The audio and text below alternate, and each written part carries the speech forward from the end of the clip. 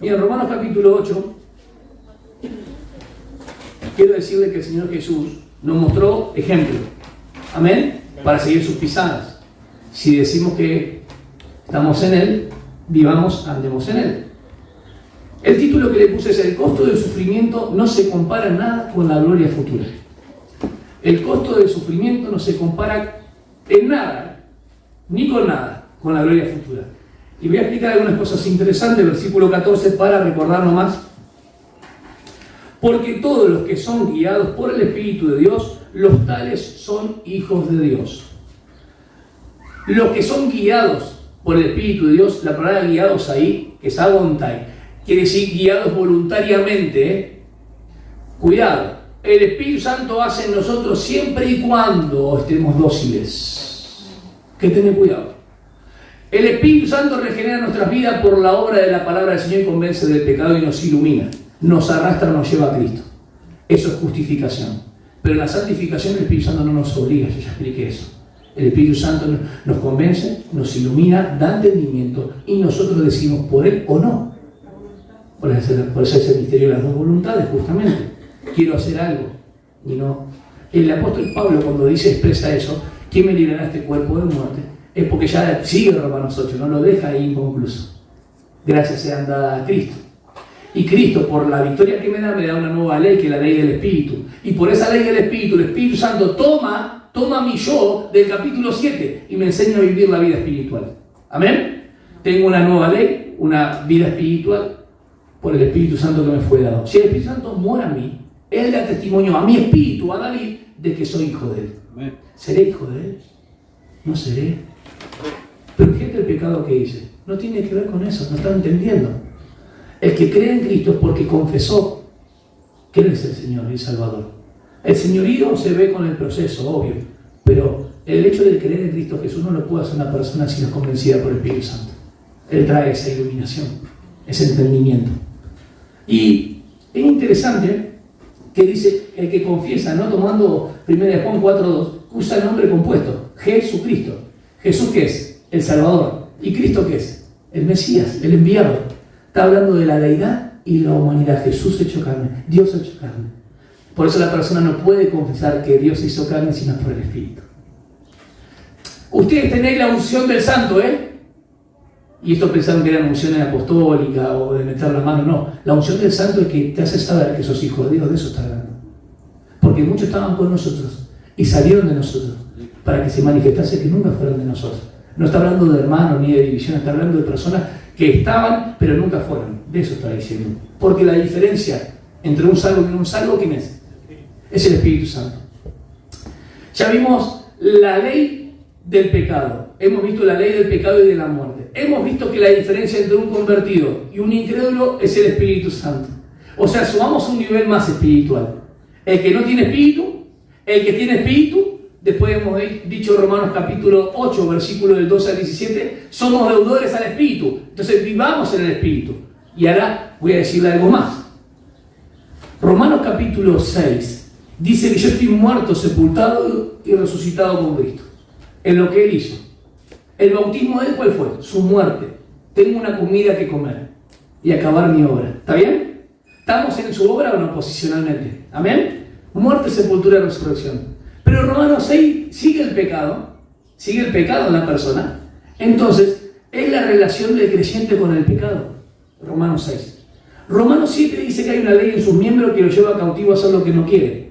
Es la relación del creyente con la ley. Y Romanos 8 es la relación del cristiano con Dios. ¿Vamos de vuelta? La relación del creyente con el pecado, la relación del creyente con la ley, por eso la analogía del matrimonio, y la relación del cristiano con Dios. ¿Cómo es tu relación con Dios? ¿Cómo es mi relación con Dios? Si soy guiado por el Espíritu de Dios, sois hijos de Dios, porque estás experimentando, estás manifestando. David, una persona, ¿puede ser hijo de Dios y no vivir su vida en plenitud? Sí, más vale. Está demostrado en la Escritura con muchísimos versículos. La plenitud y la vida abundante está a estar en Él y permanecer en Él. Repasemos los versículos 14 al 17. Porque todos los que son guiados por el Espíritu de Dios, los tales son hijos de Dios. Ya hablamos de una manifestación y evidencia. Una prueba, decía. Muy bien eso. Pues no habéis recibido un espíritu de esclavitud para volver otra vez al temor. el espíritu de esclavitud y bajo la ley del pecado no podíamos hacer otra cosa que pecar. Pero el Espíritu Santo no es así, no nos obliga. Vamos de vuelta. La ley del pecado nos hacía sí o sí, por coerción, por violencia, por lo que sea, pero pecar. Pero la ley del Espíritu de vida que ahora mora a nosotros no es así. Tenemos libertad para amarle o no. ¿Van entendiendo? Es muy interesante el hecho de entender la libertad que tenemos en el Señor. Ahora, hay algo en nosotros que puede clamar, Abba Padre. ¿Somos hijos de Dios al momento de aceptar a Jesús? Sí. Amén. ¿Y entramos a la familia de Dios? Sí. Entonces somos herederos de Dios todos. Ninguno queda sin heredad. Todos. Pero coherederos con Cristo son solamente aquellos que padecen y sufren por Él. Coherederos. ¿Te sorprende? Bueno, pero es importantísimo la distinción. La primera no es una condicional. En el español pareciera como, ¿y si hijos? No. Ya que son hijos de Dios, son herederos de Dios. Y coherederos con Cristo, cláusula condicional, esa justamente tiene que ver con la posibilidad de que no lo hagas. Coherederos con Cristo, sí padecemos, sí sufrimos con Él. Esto es muy importante lo que vamos a tratar hoy. Estos versículos del 14 al 17 van a dar fuerza para lo que sigue de la gloria futura. Van a dar fuerza de por qué la tierra gime, la creación física gime, y vos y yo dentro de nosotros gemimos hasta ser liberados de nuestro cuerpo mortal. ¿Van entendiendo? Y si hijos, también herederos de Dios, el 17, y coherederos con Cristo, si en verdad padecemos con Él, a fin, hay una cláusula a propósito ahí, a fin de que también seamos glorificados con Él. Miren, qué interesante. Todos los hijos de Dios seremos glorificados.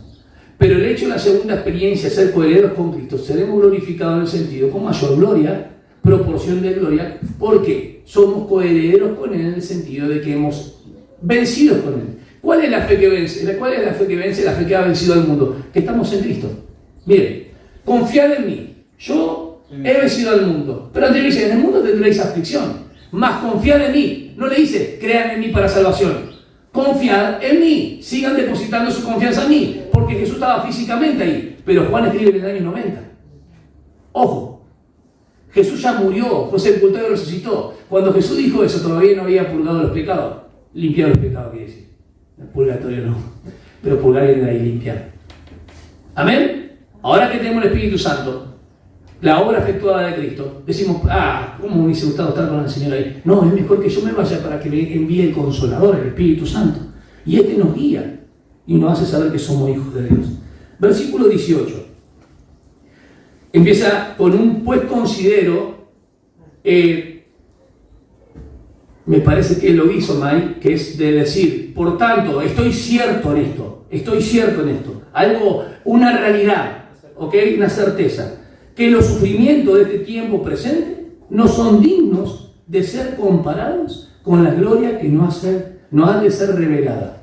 Presten mucha atención, revelada es apocalipsis, es correr el velo. Pongo una estatua grandísima y están todos ahí las personas mirando de qué va a acontecer. La gente devela justamente después que se corre eso. Eso es la revelación gloriosa, la manifestación gloriosa cuando el Señor nos venga a buscar. Dentro de este núcleo de pasaje vemos tres cosas importantes. El plan de Dios, del que sostiene todas las cosas, y de que aún Satanás y Adán sirvieron como propósito de sus planes, o parte de sus planes. ¿Por qué? Porque ustedes ven que la creación es sujeta a vanidad. La palabra vanidad es que no llega a su meta, no llega a su propósito, está incapacitada. Y si el que la sujetó es Dios, quiere decir que tiene un propósito redentor. Vamos de vuelta. Si el pecado entró ¿por quién? Por medio de un hombre Adán. Y la creación cae por culpa del hombre a causa de esto. Pero Dios lo sujeta porque tiene un propósito redentor. Dios no destruyó la creación en Génesis. Dios mandó un diluvio. Y cuando Él venga a su segunda venida, tampoco lo va a destruir primero. Va a haber una palingenesia, un rejuvenecer de la creación. Interesante. Porque la creación tiene que ser redimida, liberada de esta maldición que empezó en ¿dónde? Génesis 3. ¿Va entendiendo? Los cielos nuevos y tierra nueva vienen después del milenio. Va a haber una palingenencia, un rejuvenecer de las cosas. El león apacentará con el buey. No es una metáfora, va a ser literal. El niño va a poner su mano en la cueva de espinos, tiene que ver con la serpiente y los huevos, justamente donde él va a poner, no le va a hacer daño. ¿Qué les parece? Hoy no lo intenten por las dudas. ¿Sí? Sí, a ver si. David predicó que hay que poner la mano en la cueva de la serpiente. Sonamos. Encima acá tenemos serpientes complicadas. Miren que, pues considero que los sufrimientos de este tiempo presente no son dignos de ser comparados con la gloria que nos ha de ser revelada. Porque el anhelo profundo de la creación es aguardar ansiosamente la revelación de los hijos de Dios. O sea que está esperando la creación también ser liberada. La creación es personificada como una mujer que está pujando en sus dolores de parto, pero no en el principio de dolores, en el final de los dolores, para dar a qué? A luz. Vamos de vuelta. No está en el principio de dolores, está pujando para dar a luz el final. Y el alumbramiento, que es el bebé, representa cuando el Señor venga y la libere totalmente. ¿Sí? Por eso está personificada la creación. Y nosotros, que tenemos las arras del Espíritu Santo, fuimos adoptados espiritualmente como hijos, con todos los beneficios de madurez, guía espiritual en el sentido de tener el Espíritu Santo, y escuchen bien esto, valor en medio del sufrimiento. Es puesto una persona que ha creído en Cristo como un hijo adulto con todos los beneficios. Entonces, lo que me está diciendo Romanos 8, que el creyente va a tener sufrimientos, pero que son temporales, y que en el plan magno de Dios, los sufrimientos solamente se van a acabar o van a cesar cuando nuestros cuerpos sean resucitados. Por ahora nos ha dado el Espíritu Santo, que es la zarra, la prenda, la garantía, el anticipo, hasta que se consuma y salga nuestro cuerpo, sea liberado, nuestro cuerpo mortal, y este hombre nuevo que está adentro salga totalmente, o sea, ser redimido de la presencia del pecado. ¿Lo vieron? Interesante. La creación gime y gemimos aún, dice el apóstol Pablo, porque el anhelo profundo, anhelar profundamente, es intensamente, de la creación es aguardar ansiosamente la revelación de los hijos de Dios. Porque la creación fue sometida a vanidad. Esa palabra justamente es no llegar a la meta incapacitada. No de su propia voluntad, sino por causa de aquel que la sometió en la esperanza. Fíjense qué interesante. ¿Cómo la sometió a la creación? En la esperanza. ¿Cómo fuimos salvos nosotros? En esperanza. Porque recién se da realidad cuando nuestro cuerpo sea. ¿Vamos entendiendo? ¿Vamos entendiendo? O sea que la única persona que puede tener esperanza es el que tiene fe. La fe produce esperanza. Y el que no tiene a Cristo no tiene esperanza de vida eterna, por más que lo diga. Porque Cristo es esperanza de vida. Es razón de vida y es modo de vida. Amén. Es interesante este versículo. Versículo 21 dice de que la creación misma será también liberada. ¿Por qué dice? O sea que la creación va a tener una redención. Va a ser liberada de qué? De esa aflicción, de ese azote, de esa maldición del Génesis 3. ¿Cuándo? Cuando el Señor venga a la revelación, Apocalipsis 19. Será también libertada de la esclavitud de la corrupción. Miren qué interesante la corrupción, lo mismo que nos pasa a nosotros. Estos cuerpos corruptibles serán revestidos de incorrupción. Lo mortal será absorbido por lo inmortal. Tiene que haber una libertad, una liberación, un salirse de, un éxodo, ¿no? De la gloria de los hijos de Dios, dice, a la libertad de la gloria de los hijos de Dios. Pues sabemos que la creación entera aún gime y sufre dolores de parto hasta ahora, presente continuo, dice, no sufrió, no, sufre hasta ahora. ¿Vieron que hay partes de la palabra del Señor que dice, y los judíos leen y está un velo hasta el día de hoy? Lee la ley de Moisés y está un velo puesto hasta el día de hoy. Pero cuando he corrido ese velo, justamente, le he quitado, son libres en el Señor. Donde está el Espíritu de Dios hay libertad. Cuando dice ese hasta hoy, es hasta hoy. Cuando dice Hebreos, si hoy escuchás, no es ahí nomás. Ese hoy sigue. Si escuchás hoy la voz de Dios, no endurezca tu corazón. Que no te pase como en el tema de Meriba, en el desierto, que provocaron a Dios a ira y cayeron muertos, fueron disciplinados. Esas advertencias son terribles, pero son peligrosas porque en el sentido que si nos vamos desviando, estamos después tan lejos, que es casi imperceptible para nosotros, pero nos vamos desviando en el sentido de alejando, que quedamos muy lejos de donde decíamos estar seguros. La firmeza y la seguridad se da, creo yo firmemente, por la palabra de Dios, por la dependencia en la oración al Señor, no porque el que ora más tiene más poder, no, y por la comunión con los hermanos. 3 cosas importantes que yo veo claro en esto. Versículo 23, y no solo ella, o sea, hablando de la creación, o sea que excluye al hombre, del 19 al 21 excluye al hombre, en el 23 lo conecta, porque está hablando de la creación física, ahora conecta al hombre. Mucha atención. Y no solo ella, sino nosotros mismos. ¿De dónde gemimos? ¿Dónde gemimos? ¿Afuera? No, miren, dice, y no solo ella, sino que también nosotros mismos, que tenemos primicias, las arras, el anticipo, el arrabón, como el compromiso. Miren qué interesante, sino que también nosotros mismos que tenemos. Importantísimo el tiempo. Un cristiano medio así no tiene, todos tienen el Espíritu Santo, porque ya hemos hablado. O sea que todas las personas que han creído en Cristo serán glorificados. Pero los que sufren con Cristo y padecen con Él tendrán coronas, recompensas, tienen que con mayor gloria, porque han padecido con su Señor. Esos son coherederos. No todos son coherederos. Ahora lo vamos a ver. Entonces dice que tenemos las primicias del Espíritu. Aún nosotros mismos, aún nosotros que tenemos las primicias, gemimos en nuestro interior, aguardando ansiosamente. ¿Qué aguarda la creación? La liberación de la maldición a bendición. ¿Qué aguardan los hijos del Señor? Ser liberados de este cuerpo mortal. Amén. Ser resucitados. Yo sé que muchos de acá, que estamos aferrados a las cosas de acá, abajo, la tierra. Pero nosotros debemos estar. 23 al final dice, gemimos en nuestro interior, aguardando ansiosamente la adopción como hijos. ¿Cómo? ¿Cómo la adopción como hijos? Esto hace tac. Si el Espíritu Santo nos adoptó, por adopción somos hijos, hermanos. No solamente nacemos cuando creímos, sino que somos adoptados dentro de una familia con todos los privilegios. Y en esos privilegios está que a través del sufrimiento Él nos da valor. Pero somos adoptados espiritualmente hasta ser liberados y ser revelada esa adopción total. Solamente se hará realidad cuando nuestros cuerpos sean absorbidos. ¿Van entendiendo? Esa adopción está hablando de la tercera etapa de la salvación. Justificación, santificación en el tiempo ahora y glorificación. Cuando dice no hay ninguna condenación para los que están en Cristo, lo dice porque fuimos justificados en Romanos 5. En el tiempo presente hay alguien que nos libra del poder del pecado. ¿Quién es? El Espíritu Santo. Y en el tiempo final nos librará de la presencia del pecado. ¿Vieron cómo es interesante esto? O sea que el Espíritu Santo en nosotros no nos deja jamás. No nos deja jamás. Permanentemente estamos en Él.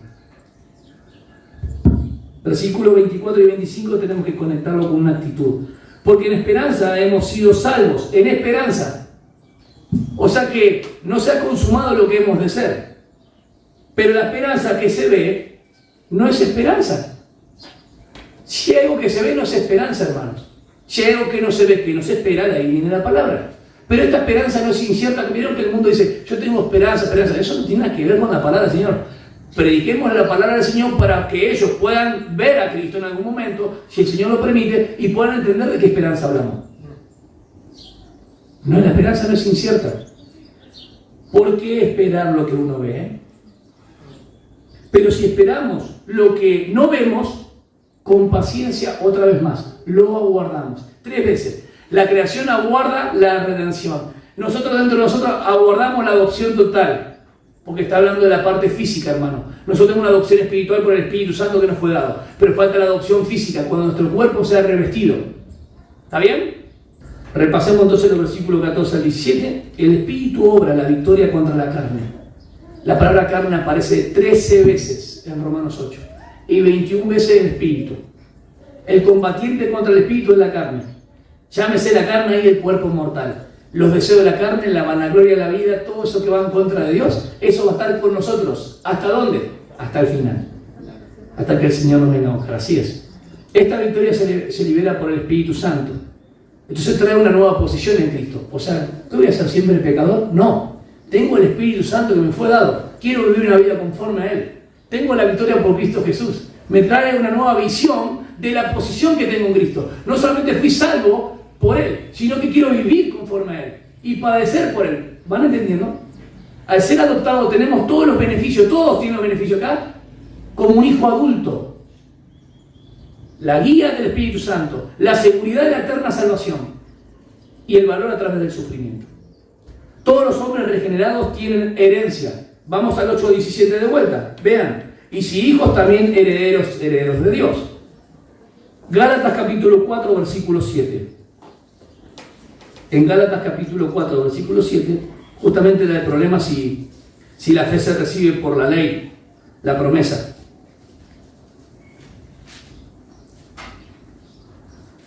Gálatas. Estaban los legalistas que predicaban otro evangelio, no es que haya otro evangelio, sino el de las obras justamente. Tienes que hacer algo para salvarte. Versículo 7 dice, y por tanto ya no eres siervo, sino hijo. Y si hijo, también heredero por medio de Dios. Es obvio que está hablando de la adopción. Ya no sos siervo, sino que sos hijo. Y si sos hijo, sos heredero ¿de quién? De Dios. Heredero, no coheredero. Todos somos herederos de Dios cuando aceptamos a Cristo. Vamos a verlo de coheredero. ¿Y por qué quiero decir que somos herederos de Dios? Porque esta herencia, la que habla primera de Pedro, capítulo 1, 3 y 4, hay una herencia incorruptible, inmarcesible, incontaminada. ¿Para quién? Para todos, porque somos hijos de Dios, herederos de Dios. Atención, hermana y hermano. Serví al Señor porque va a tener recompensa. Cambia tu óptica, por favor, sobre lo que estoy hablando. Que haya algo en tu corazón, que clamen por el Señor, que viva para el Señor. No hay excusas, no hay excusas. No tengo tiempo, no hay excusas. Sirvan al Señor, Él los va a recompensar. Viva la vida abundante del Señor, si no se hace triste el cristianismo, si no lo entendemos. Y coherederos con Cristo. Vamos a la 2 de Timoteo, capítulo 2, versículo 2. También tenemos Filipenses. Pero vamos a ver el versículo 11. Palabra fiel es esta, capítulo 2 de 2 de Timoteo, del 11 al 13. Palabra fiel es esta, que si morimos con Él, también viviremos con Él. ¿Vieron ese condicional? Es una realidad, hermanos, ya estamos en Él. Pero el segundo no. Si perseveramos también, reinaremos con Él. Ese es un condicional que se tiene que cumplir o no. Si nosotros le negamos, Él también nos negará. ¿Qué nos negará? La vida eterna no ya la tenemos. Las recompensas serán quemadas.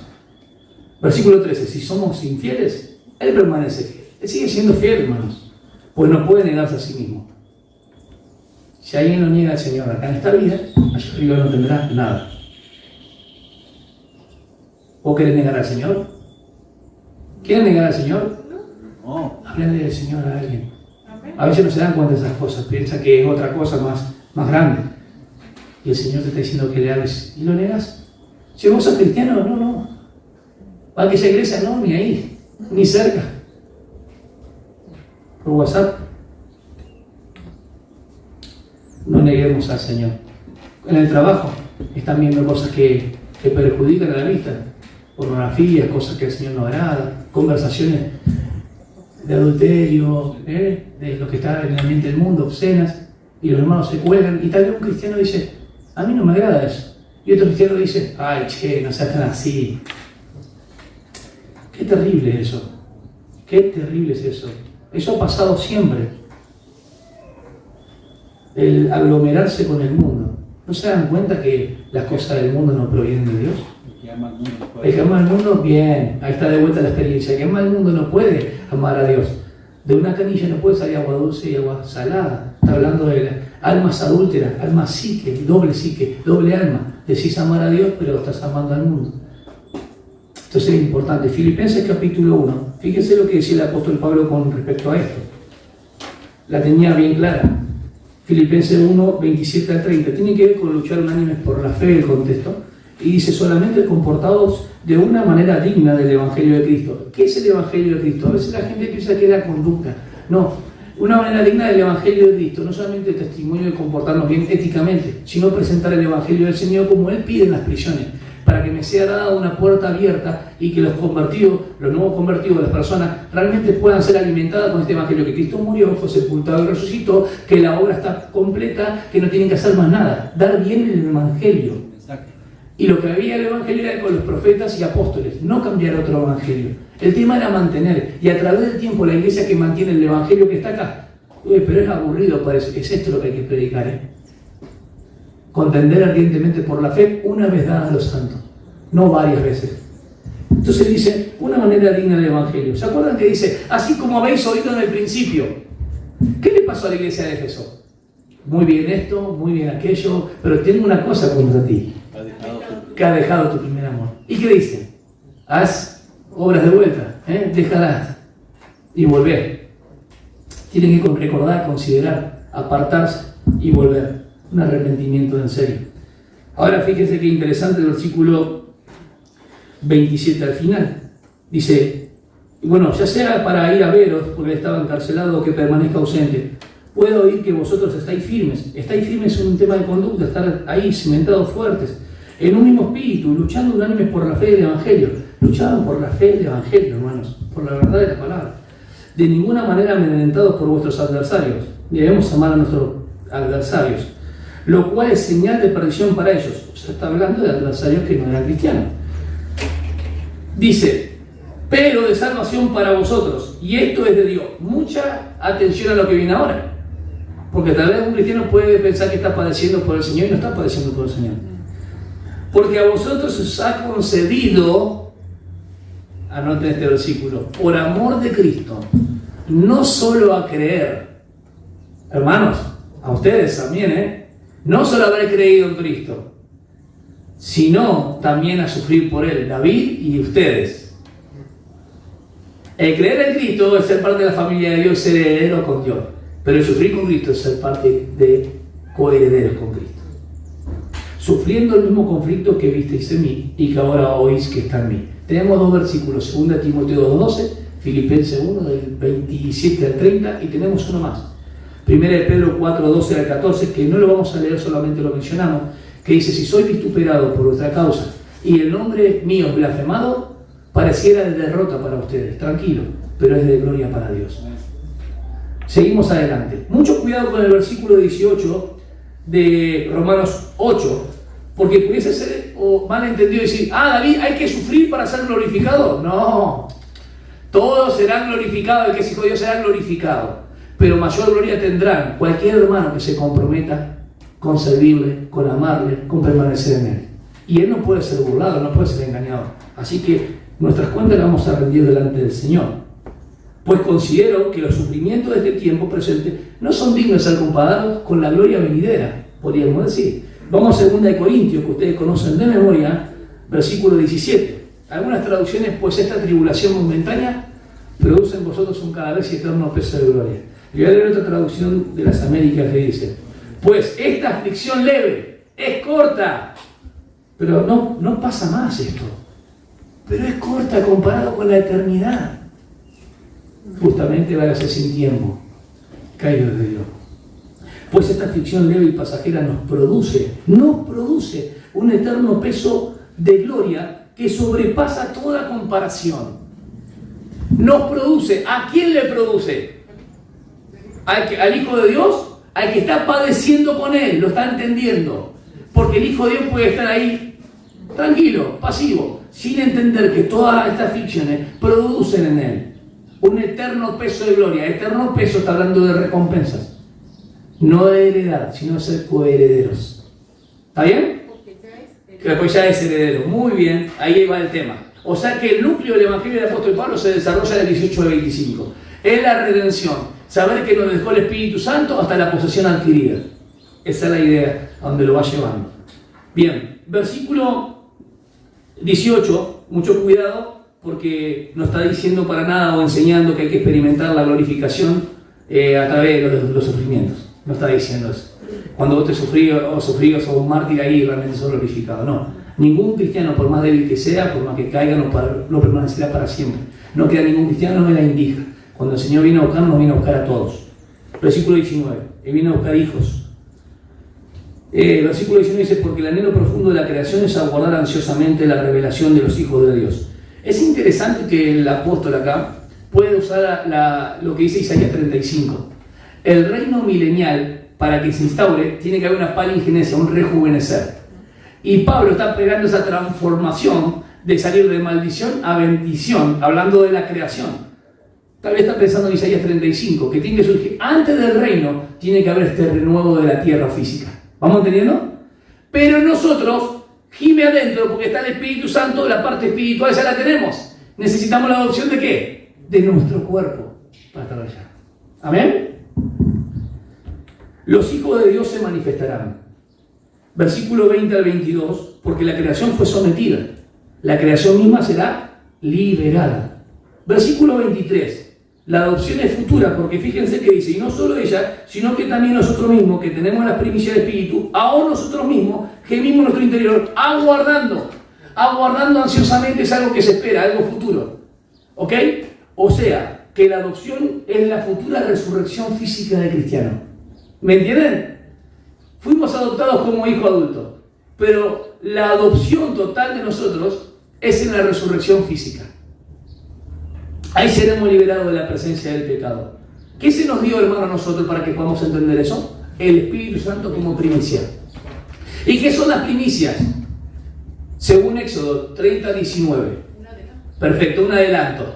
30:19 y Nehemías 10:35 habla lo mismo. Era una ofrenda de la cosecha, lo primero del fruto. ¿Por qué daban lo primero del fruto? Porque el que se lo dio, ¿quién fue?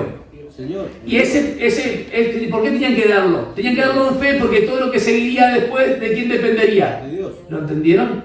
¿Por qué el Espíritu Santo nos fue dado ahora? Porque todo depende de Dios. Ya nos dio las primicias. ¿No están contentos? ¿Están contentos? Somos algo en esperanza. Y eso todavía no fuimos, ya somos, no pecamos más, por ejemplo. No existe eso. Cuando creí en el Señor, no pequé más. Mentiroso. Ya estás pecando. Cuando creíste en el Señor, tratás de pecar menos. Porque el Espíritu Santo te ayuda, te muestra. O no nos muestra, hermanos. A todos les muestra. ¿O no? Les direcciona. Versículos 24 y 25 es el aspecto futuro de la salvación. Porque se refiere a una actitud del cristiano. ¿Por qué hay cristianos que no tienen esperanza de la vida eterna? A veces me pregunto. Qué raro que un cristiano tenga esperanza de la vida eterna. No escuché eso, ¿eh? ¿Vos escuchaste? No. Casi todos los cristianos de las congregaciones, al final, cuando vos aceptaste a Cristo, estás ahí. Porque vos fuiste elegido desde antes. Acá hay un tema de actitud, versículo 24. Porque en esperanza hemos sido salvos. Pero la esperanza que se ve no es esperanza. ¿Por qué esperar lo que uno ve? Miren el 25, ojeen conmigo. Pero, un adversativo, pero si esperamos lo que no vemos, con paciencia lo guardamos. Solamente los hermanos que entienden esto van a esperar al Señor, van a cantar al Señor, esperándole al Señor, por más que tengan un montón de sufrimiento, porque no se compara nada, hermanos, el sufrimiento presente con la gloria futura. Te pongo un ejemplo. ¿Cómo se genera esta esperanza? Vamos a Romanos capítulo 5, versículo 4. Y la paciencia produce un carácter aprobado, o probado mejor dicho, y el carácter probado esperanza. ¿Cómo es que hay esperanza en el cristiano? Cuando somos probados. O sea que una persona en el mundo no tiene esperanza. ¿Ya entendiste algo? No tiene esperanza, porque sin Dios, sin esperanza. ¿Para qué tenemos la Biblia? No hay 20 interpretaciones, hay una sola. Y siempre hay que seguir una regla hermenéutica, gramático, histórica, literal. Su palabra, su sencillo sentido. Y dice aguardamos. Aguardamos es algo que todavía no tenemos. Obtenemos en Cristo la redención, pero todavía no ha sido consumada. Nos está esperando. ¿Amén? Bien. ¿Cuándo pasará eso, hermanos? La glorificación, ¿cuándo pasará? Cuando Cristo venga, para nosotros en el arrebatamiento. El Espíritu Santo al inicio nos da vida, ¿no? ¿Está bien? ¿Y cuándo la completará? Cuando Él nos venga a buscar. El Espíritu Santo es el sello de que somos propiedad de Él. Efesios 1:13, Efesios 4:30. Pero primera de Juan 3:2 dice que todavía no somos lo que hemos de ser. Pero después seremos como Él nos ve. ¿Cuándo se completará? Cuando muramos. Cuando la muerte nos sorprenda tal vez. Pero estaremos con Él. ¿Vamos entendiendo? ¿Qué pasa después de la muerte? ¡Epa! Que se quedaron todos ahí. Van a la presencia del Señor y después cuando Él, obviamente nos tiene que primero llamar Él a su presencia y vamos a ir directamente a los galardones. No, va a haber el tribunal de Cristo, el Pimá. En el tribunal de Cristo no se juzgan las personas, porque estamos en Cristo, se juzgan nuestras obras. Y después recién recibiremos recompensa. Si padecimos y sufrimos con Él, seremos coherederos con Cristo. ¿Querés ser coheredero con Cristo? Es un mensaje que te tiene que motivar a servir. Ah, pensaste que era tu esposo el que tenía que servir. No, vos. Porque la salvación es personal. y el señorío también. Y el rendir cuentas. Y el rendir cuentas también. ¿Sí? Entonces, versículo 24 y 25 dice, sí, esperanza hay que, se ve, porque hay que esperar. ¿Se dan cuenta qué interesante? La actitud del cristiano, hay más, hermano. No solamente que fuimos regenerados, no solamente que el Espíritu Santo mora en nosotros, hay más. ¿Qué es más, David? Si ya tenemos la vida eterna, perfecto. Es vivir la vida en plenitud para poder ser recompensado por nuestro Señor. Ponete de pie.